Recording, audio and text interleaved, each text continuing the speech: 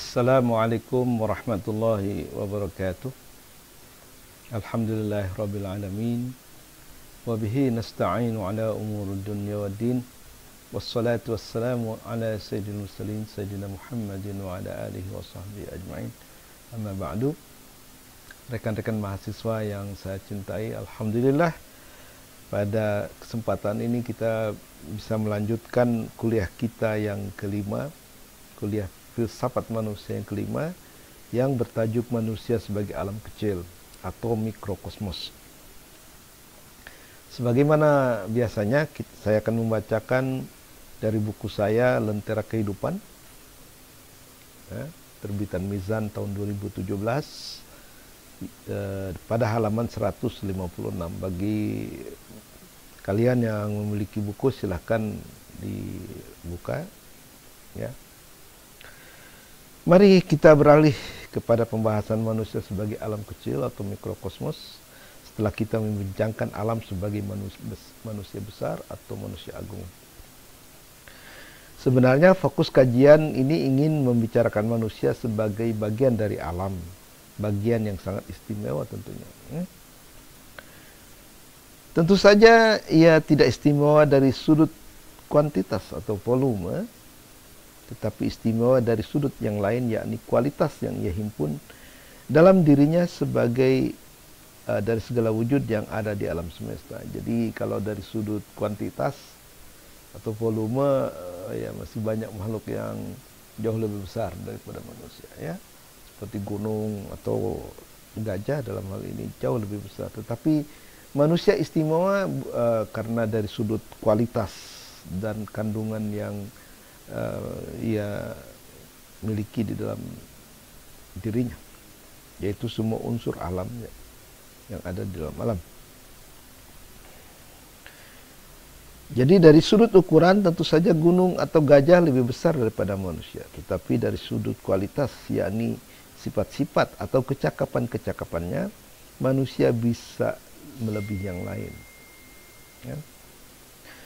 Keistimewaan manusia justru terletak pada kenyataan bahwa dengan ukuran yang relatif kecil, ia mengandung semua unsur yang ada pada alam semesta, dari unsur mineral, tumbuhan, hewan, bahkan malaikat.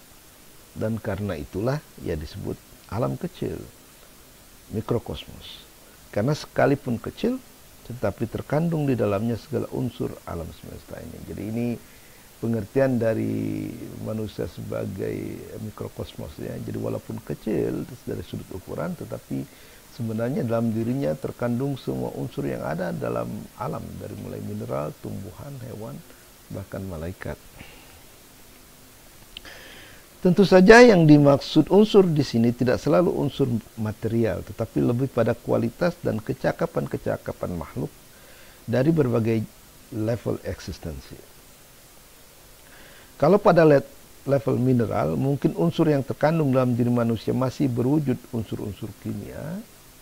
Tetapi kalau sudah pada level tumbuhan, maka yang dikandung oleh manusia adalah kecakapannya, seperti kecakapan menyerap makanan ke dalam tubuhnya, atau kecakapan nutritif, bukan akar atau daunnya, tapi fakultas-fakultasnya. Fakultas di sini maksudnya daya-daya, ya, yang bersifat mungkin psikologis. Marilah kita mulai dengan unsur-unsur yang ada pada tubuh manusia. Ini unsur-unsur mineral, ya. Dikatakan bahwa dari 117 unsur kimia yang telah diketahui oleh manusia, ada 23 unsur yang ada pada tubuh manusia dari unsur-unsur mineral seperti kalsium, nitrogen, sulfur, magnesium, besi, seng, tembaga, dan lain sebagainya. Bahkan dikatakan bahwa tubuh manusia masih mengandung unsur paling awal di alam semesta yang tercipta sesaat setelah dentuman besar atau Big Bang, yaitu hidrogen, di mana 10% tubuh manusia terisi olehnya. Ya, jadi manusia itu melestarikan unsur yang paling awal, ya, di alam semesta. Tentu saja air yang terdiri dari oksigen dan hidrogen merupakan unsur yang paling dominan, karena 70% tubuh manusia terdiri dari air, dan air tentunya merupakan unsur mineral yang utama juga, ya. Unsur-unsur mineral ini tentu saja sangat penting sebagai bahan utama tubuh manusia, seperti kalsium, fosfor, dan magnesium sebagai bahan utama bagi pembentukan tulang pada tubuh manusia. Ya, jadi ini menunjukkan bahwa manusia juga mengandung unsur-unsur mineral, yaitu yang ada sekitar 23 unsur mineral yang sebagiannya telah saya singgung tadi ya. Nah, itulah bukti bahwa manusia juga mengandung unsur mineral dan tentu saja kekuatan-kekuatan yang mereka miliki, unsur-unsur yang mereka miliki ya. Seperti tulang, nah itu unsur mineral yang begitu kuatnya sehingga walaupun kecil bisa mengangkat barang yang berat ya. Oke. Nah, setelah kita bincang tentang unsur mineral pada diri manusia, mari kita kemudian beralih kepada unsur tumbuhan yang ada pada diri manusia tersebut. Tumbuhan adalah salah satu bahan pokok makanan manusia di samping hewan. Dan barangkali melalui asupan tumbuhan ke dalam tubuh manusia, maka manusia menyimpan berbagai unsur tumbuhan di dalam tubuhnya. Ya. Saya ingat Al-Ghazali mengatakan manusia adalah apa yang dia makan. Ya. Jadi kalau makanan jorok ya mungkin karakternya bisa seperti itu. Kalau makan babi misalnya, mungkin juga atau binatang yang lain yang liar, maka sifat liar kehewanan itu mungkin ada pada diri kita. Itu ini maksudnya.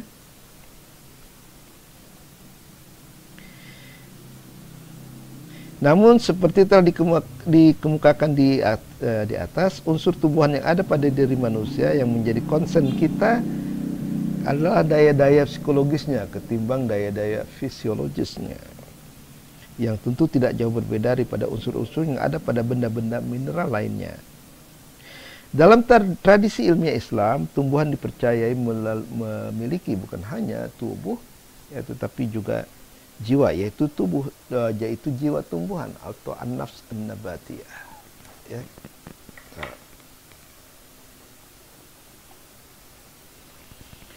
Sebagai daya spiritual, tentu saja jiwa tumbuhan tidak bisa kita lihat.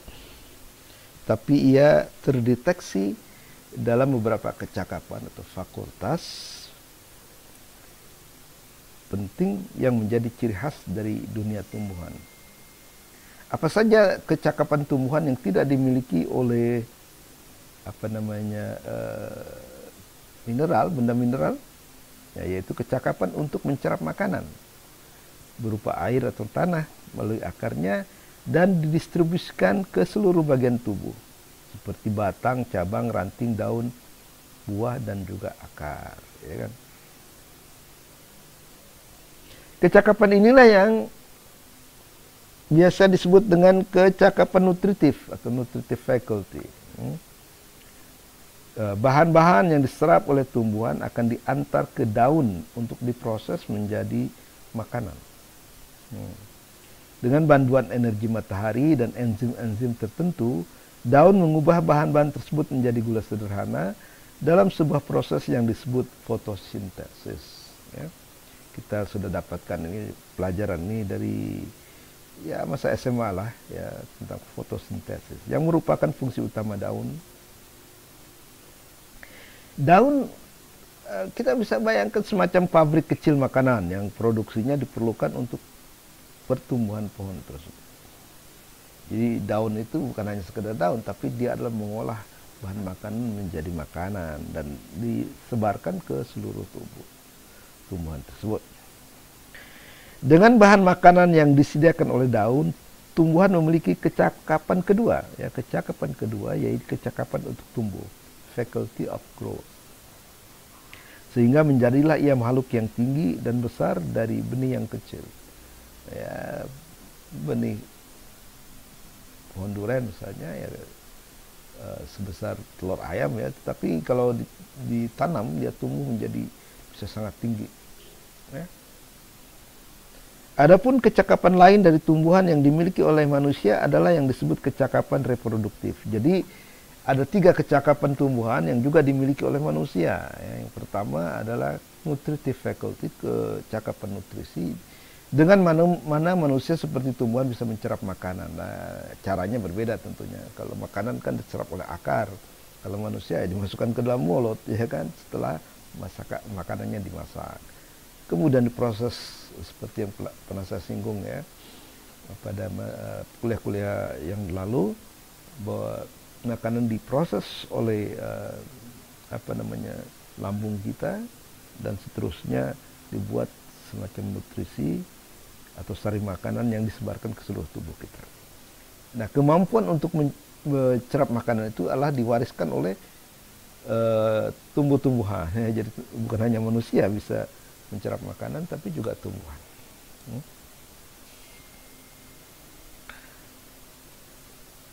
Sehingga menjadilah ia makhluk yang tinggi dan besar dari benih yang kecil. Adapun kecakapan lain dari tumbuhan yang juga dimiliki oleh manusia adalah yang disebut kecakapan reproduktif, yakni kemampuan tumbuhan untuk berkembang biak.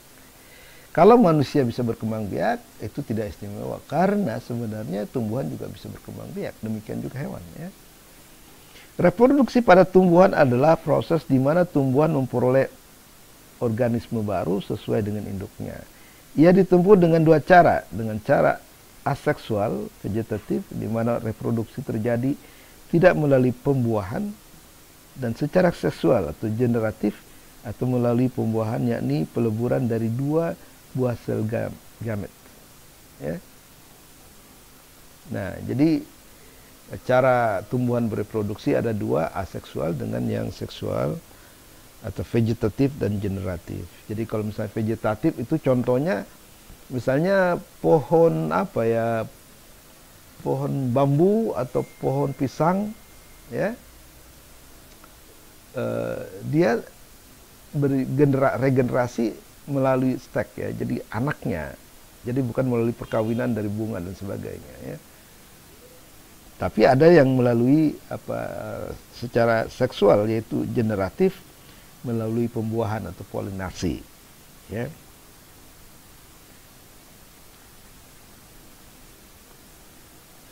Nah, seperti unsur-unsur pada tumbuhan, unsur tumbuhan yang ada pada diri manusia memiliki fungsi utama yang sama, yaitu fungsi nutritif, pertumbuhan, dan reproduktif.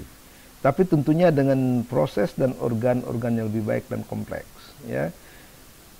Misalnya saja, makanan diperoleh manusia dengan cara memasukkan makanan ke dalam mulut. Mulut sendiri persiapkan Tuhan dan gigi yang kuat untuk menghancurkan dan memotong-motong makanan yang terlalu besar untuk ditelan.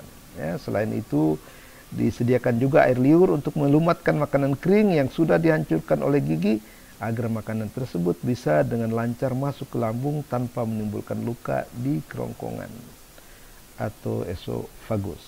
Ya. Jadi intinya sama, yaitu mencerap makanan, tapi prosesnya tentu saja berbeda, ya. Nah, tumbuhan mungkin lebih sederhana, ya, tapi manusia lebih kompleks, dan juga organ-organ pencernaannya juga berbeda. Nah, itu adalah mulut, organ pencernaan, ya. Nah, organ kedua pencernaan adalah lambung, ya.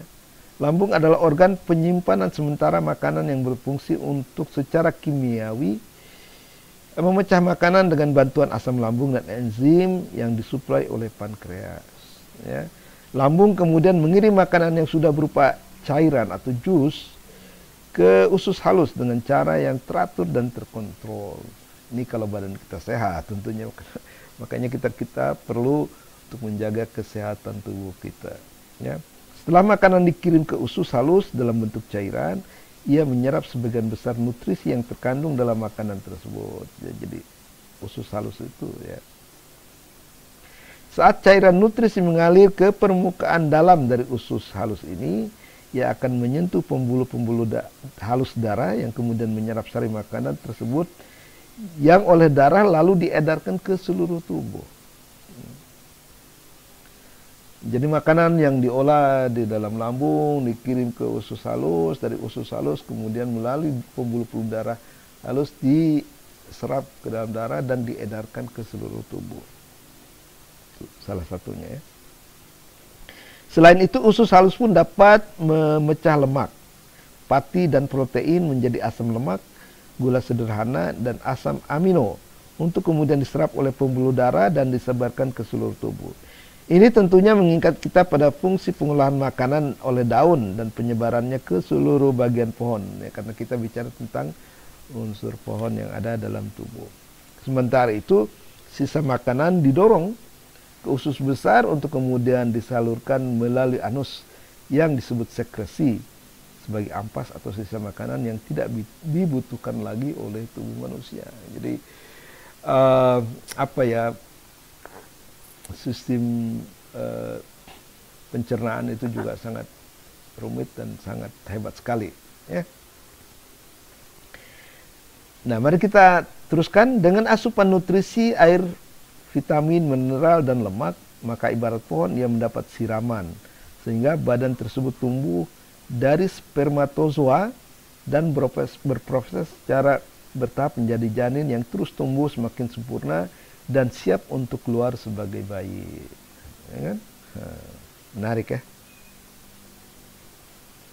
Ketika sang bayi lahir, ia mendapat asupan gizi dari susu ibunya, dan setelah disapi ia diberi pangan pengganti sehingga tumbuh besar dan dewasa berkat adanya kecakapan jiwa nabati yang ada pada diri manusia, yaitu kecakapan kedua setelah kecakapan nutrisi, yaitu kecakapan untuk tumbuh.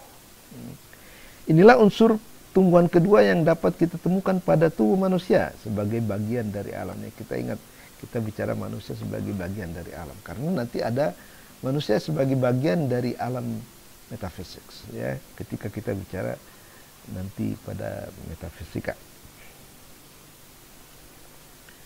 Al-Quran menyatakan bahwa Allah telah menciptakan segala sesuatu berpasang-pasangan, baik yang tumbuh dari dalam bumi maupun dalam diri manusia, dan dari sesuatu yang kita tidak kenal, ya. Nah, jadi reproduksi itu tentunya harus mengisyaratkan adanya dua jenis seks, ya, dua jenis kelamin yang berlainan, dan itu adalah sebagai konsekuensi dari penciptaan Allah yang berpasang-pasangan di alam semesta ini, ya. Baik yang tumbuh dalam bumi, dari bumi, ya, seperti tumbuhan-tumbuhan, maupun dalam diri manusia, maupun dari sesuatu yang kita tidak tahu. Jadi alam ini memang dicipta secara berpasang-pasangan, ya kan? Subhanalladzi khalaqal azwaja kullaha mimma tumbitul ard wa min anfusihim wa mimma la ya'lamun. Itu dalam surat Yasin ayat 36. Nah, ada unsur apa lagi? Adapun unsur tumbuhan ketiga dalam tubuh manusia adalah apa yang disebut dengan kecakapan reproduktif, ya, reproductive faculty. Nah, seperti tumbuhan, manusia juga memiliki kecakapan reproduktif yang bertanggung jawab pada perkembangbiakan manusia di muka bumi ini, ya. Namun sebagaimana dalam kecakapan nutritif, proses dan organ-organ reproduksi manusia tentu lebih baik dan lebih canggih dari kecakapan reproduktif tumbuh-tumbuhan. Jadi walaupun tumbuhan punya sistem reproduksi, bahkan dikatakan bahwa dalam tumbuhan tertentu, misalnya korma, mereka punya dua jenis seks, ya, sehingga dia bisa membuahi dirinya, katanya. Tetapi yang fungsi intinya adalah sama, yaitu menghasilkan organisme baru yang sesuai dengan induknya. Jadi reproduksi ini memang menarik, ya, sesuatu yang tidak dimiliki oleh benda-benda mineral, ya. Misalnya katakanlah biji itu bagian dari mangga bagian dari pohon. Jadi kalau kita menanam biji itu berarti menanam bagian dari pohon. Tetapi yang menarik adalah dengan kecakapan reproduktifnya itu, dari biji itu sendiri bisa tumbuh tumbuhan yang lengkap, akar, batang, cabang, ranting, dan buah lagi, ya. Sebagaimana reproduksi tumbuhan bermula dari pembuahan yang terjadi melalui polinasi, ya, demikian juga reproduksi manusia terjadi setelah adanya pembuahan, yaitu ketika masuknya sel sperma ke dalam sel telur, ovum wanita pada saat kopulasi, persenggamaan antara seorang laki-laki dan perempuan. Jadi sebenarnya prosesnya aja yang berbeda, ya, tetapi intinya sama, yaitu pembuahan, ya. sekali sel sperma dan sel indung telur bersatu, terbentuklah sebuah zigot. Dan zigot ini akan menjadi embrio yang akan terus berkembang secara bertahap sehingga menjadi bayi yang siap untuk keluar sebagai individu yang terpisah dari ibunya. Ya kan? Paham ya sampai di sini? Maka sempurnalah proses reproduksi manusia dari sebagai bagian dari induknya, yaitu benih dari sang ayah berupa sel sperma menjadi individu yang mandiri. Dengan ini jelaslah kepada kita bahwa memang betullah manusia itu mengandung unsur-unsur tumbuhan dalam bentuk kecakapan-kecakapan nabati pada dirinya, baik yang berhubungan dengan nutrisi, pertumbuhan maupun reproduksi. Oke, nah, mudah-mudahan ini bisa dipahami ya. Oke, jadi jelas bahwa dalam diri manusia ada unsur tumbuhan selain unsur mineral tentunya. Ya kan? Unsur tumbuhan yang ada dalam diri manusia itu ada 3, yaitu kemampuan atau kecakapan nutritif, kemampuan untuk mencerap makanan, kemudian kecakapan tumbuh, ya, the faculty of the growth, yang bertanggung jawab atas tumbuhan dari benih yang kecil menjadi besar. Kemudian yang ketiga adalah kecakapan reproduktif atau reproductive faculty. Oke. Kalau sudah dipahami, mari kita lanjut ya kepada unsur yang lain. Nah, sekarang marilah kita beralih pada unsur-unsur hewan yang terdapat pada diri manusia. Adakah unsur-unsur hewan yang ada pada diri manusia? Nah, inilah pertanyaannya ya. Oke. Kelebihan hewan yang tidak dimiliki tumbuhan adalah kecakapannya untuk mengindra, sensasi atau ihsas, dan bergerak, locomotion atau harakah. Ya. Kemampuan mengindra ini tentu saja menjadi mungkin setelah Tuhan menciptakan untuk mereka, sebagaimana juga untuk manusia, berbagai alat atau organ indera seperti mata, telinga, hidung, lidah, dan kulit. Ya. Dengan organ-organ tersebut, seekor hewan dapat melihat benda, mendengar suara, mencium aroma, mengecap makanan, dan merasakan udara di sekelilingnya. Ya. Selain indera lahir, para filosof muslim khususnya Ibnu Sina menambahkan kepadanya indera-indera batin pada hewan yang kemudian diwariskan kepada manusia seperti indera bersama, khayal, retensi, mutakhayila, imajinasi, wahmun, estimasi, dan memori.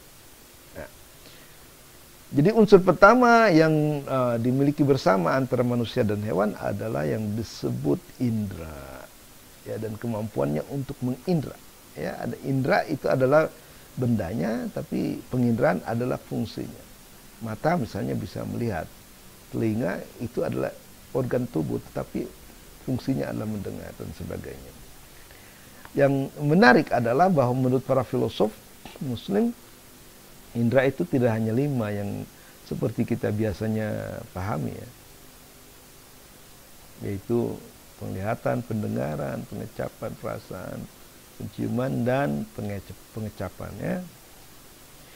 Tetapi menurut para filosof muslim khususnya Ibnu Sina, sebenarnya ada lagi 5 indera batin yang pernah kita singgung ya pada masa-masa yang lalu, sehingga kita tidak perlu menjabarkannya secara rinci satu persatu ya. Kelima indera batin itu adalah 1, al-hism al-mustarak atau common sense, indera bersama. Kemudian khayal, yaitu retentive faculty, kemampuan untuk menyimpan bentuk yang kita lihat. Kemudian imajinasi, mutakhayilah, di mana ia berkemampuan untuk mengolah image-image partikular ini menjadi sesuatu yang unik, yang fantastik. Kemudian estimasi, yaitu wahmun, kemampuan untuk menilai apakah sesuatu itu bermanfaat atau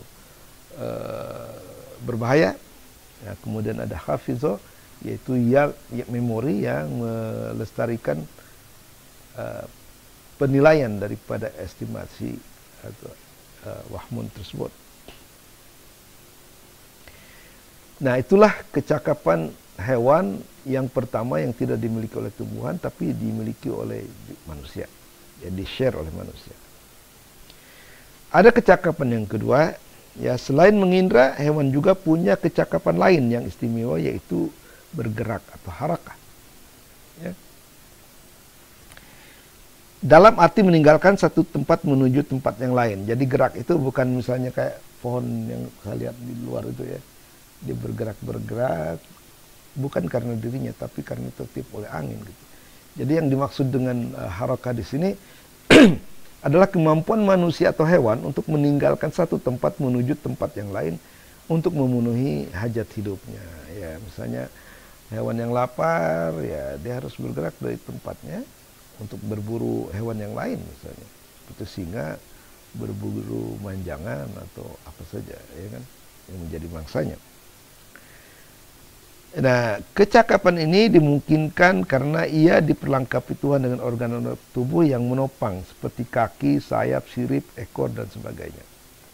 Nah, dua kecakapan istimewa ini dapat kita jumpai lebih sempurna pada diri manusia. Jadi apa yang manusia lakukan ya sebenarnya itu mungkin diwariskan dari hewan ya. Yaitu kecakapan untuk bergerak.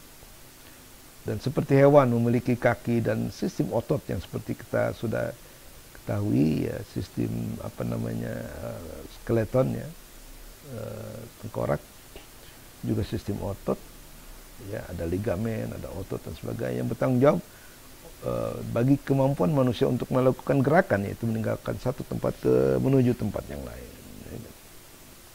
Oke. Seperti hewan kita juga bisa mengindra. Karena itu juga memiliki memiliki mata, telinga, hidung, lidah, dan kulit dan alat itu dapat melihat, mendengar, mencium, mengecap, merasa. Dengan alat-alat ini pula manusia memiliki pengetahuan yang cukup tentang lingkungannya. Dan apa-apa yang diperlukan untuk kelangsungan hidupnya dan untuk menghindarkan bahaya yang bisa mencelakakan atau mengancam hidup manusia. Jadi ini fungsi daripada kita bicara di sini fungsi daripada indera. Ya. Jadi apa fungsi indera bagi manusia? Yang pertama, dengan indera manusia bisa memiliki pengetahuan di alam sekitarnya. Ya. Jadi ada jurang, ya kan, ada jalan rata, ada jalan rusak dan sebagainya. Itu bisa diketahui oleh penginderaan, yaitu melalui penglihatan mata. Ya. Demikian juga manusia bisa menghindarkan bahaya. Ya, misalnya kita lagi jalan sendirian, di belakang ada mobil dengan klakson, kita jadi tahu bahwa di belakang ada mobil dan kita kemudian menghindar karena ada pendengaran itu.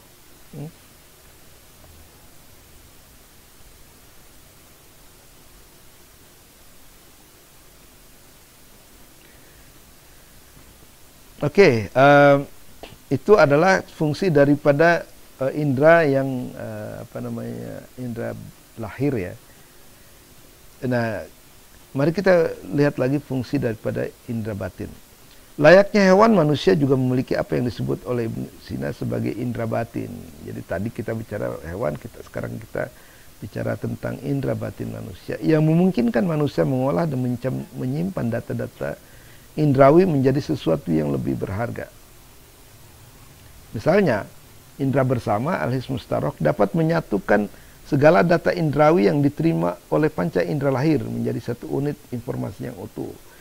Nah, ini penting ya, tapi memang udah disinggung ya kemarin. Jadi dengan indera bersama itu kita bisa menyatukan 5 data indera yang berbeda-beda seperti warna, bentuk dan sebagainya menjadi satu kesatuan sehingga kita bisa mengatakan buku ini satu. Padahal buku ini kan punya bentuk, punya warna, punya rasa dan sebagainya. Nah, itulah fungsi daripada indera bersama. Selanjutnya retensi atau retentive faculty atau khayal disebutnya dapat merekam dan melestarikan bentuk-bentuk fisik yang telah dicarap oleh indera, terutama mata dalam bentuk gambar. Sehingga bentuk-bentuk fisik yang kita lihat pun seperti rupa ibu kita atau rumah kita tidak hilang begitu saja, tapi terus dipertahankan sehingga kita terus ingat. Ya. Jadi fungsi daripada retentif itu adalah bahwa dengan itu manusia bisa mengingat rumahnya, bisa mengingat jalan yang ditelusurinya, ya, bisa mengingat wajah istrinya, anaknya, ibunya, bapaknya. Yang kalau itu hilang itu bisa bahaya. Ya. Ya, kita ingat punya istri, tapi nggak tahu yang mana di antara perempuan itu yang istri kita. Nah, bisa-bisa dipilih yang paling cantik, padahal bukan istri kita. Atau kita tahu bahwa kita punya mobil, tapi mobil mana yang kita punya itu bisa kita tidak tahu, kita bisa salah pilih. Atau kita juga tidak bisa pulang ya, karena kita memilih jalan yang kita tidak ingat. Nah, itu fungsi daripada retentive faculty atau khayal ya. Jadi khayal itu sangat bermanfaat. Ya, orang yang hilang ingatan antara lain mungkin karena fungsi retentive faculty atau khayalnya itu hilang. Nah, indera batin yang lain, imajinasi, yang dengannya kita mampu mengkombinasikan bentuk-bentuk metafisik yang gambarnya direkam oleh retensi khayal sehingga menjadi bentuk-bentuk unik dari arsitektur, lukisan-lukisan yang indah, bahkan bentuk-bentuk fantastik seperti kuda terbang, Pegasus, buruk, dan lain-lain. Jadi beda ya, kalau kita khayal itu sering dikatakan khayal itu imajinasi. Sebenarnya khayal itu adalah gambar-gambar yang kita simpan dari objek-objek benda yang kita lihat. Imajinasi adalah menggunakan image-image itu untuk membentuk satu bentuk yang lain. Nah, seperti beginilah ya, bentuk segitiga, bentuk empat, bentuk bulat, itu oleh arsitek bisa dibuat sedemikian rupa sehingga gabungan antara bentuk-bentuk itu bisa menjadi gambar sebuah rumah atau masjid. Nah, indera berikutnya, indera batin maksudnya adalah apa yang disebut sebagai estimasi atau wahmun atau estimative faculty, kemampuan mengestimasi ya, kemampuan untuk menilai apakah sesuatu itu berguna atau berbahaya. Ini penting dalam kaitannya dengan kecakapan gerak manusia, karena estimasi ini bisa memberi arah gerak tubuh kita untuk menuju ke atau menjauh dari objek tersebut. Jadi apabila daya estimasi kita mengatakan benda itu bermanfaat, misalnya bagi tubuh kita, kita lapar, ada makanan, maka kita terdorong untuk ke makanan tersebut. Tapi kalau misalnya ada bom yang mau meledak, ya kan, tentunya kita akan menjauh. Nah, itu adalah hubungan antara daya estimasi dengan gerak. Nah, tapi kita belum lagi ke gerak ya, kita masih berbicara tentang batin, tentang indera, yaitu indera batin. Nah, indera batin yang kelima atau terakhir adalah memori kuatul hafizah, yang berguna untuk melestarikan apa yang telah diputuskan oleh estimasi kita. Misalnya bahaya binatang buas seperti harimau dan serigala, sehingga begitu melihat harimau kita sudah diingatkan oleh memori akan bahayanya. Jadi kata Ibnu Sina, kalau ada kambing suatu waktu bertemu dengan harimau dan harimau itu menangkap, itu akan diingat terus. Nah, itulah fungsi daripada memori ya. Mengingat apa yang diputuskan oleh daya estimasi ya. Sehingga kalau dia bertemu lagi langsung kabur dia ya, tidak menunggu sampai mau diterkam. Inilah unsur-unsur atau kecakapan indera hewan yang juga dimiliki oleh manusia. Dalam hal ini adalah indera batin. Jadi ada 5 indera lahir, ada 5 indera batin. Nah, kecakapan hewan yang kedua yang tidak dimiliki oleh tumbuhan, tapi juga dikongsikan oleh manusia adalah yang disebut gerak. Ya. Bukan gerak statis seperti pada daun ketika ditiup oleh angin, tapi gerak dinamis dalam arti meninggalkan satu titik tertentu menuju titik yang lain.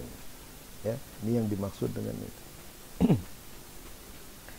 Pergerakan manusia dari satu tempat ke tempat yang lainnya ini dimungkinkan seperti pada hewan karena Tuhan telah menciptakan organ-organ tubuh tertentu seperti kaki dan tangan dengan berbagai sendi yang memfasilitasi pergerakannya.